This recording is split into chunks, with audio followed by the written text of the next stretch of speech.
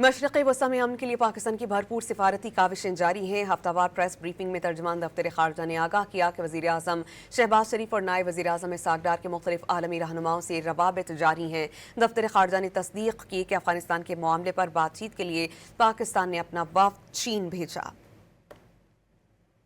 Mohammad Shahbaz Sharif and Deputy Prime Minister, Foreign Minister, Senator Mohammad Ishaq Dar have held numerous telephone conversations with their counterparts across the region and the wider world.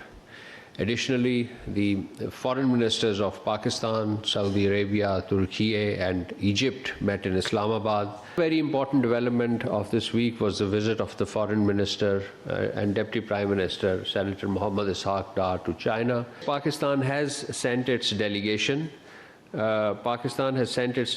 to Urumqi in line with its consistent position and long-standing practice of supporting credible process that can help durable solution to sanctuaries in and across border to stop the cross-border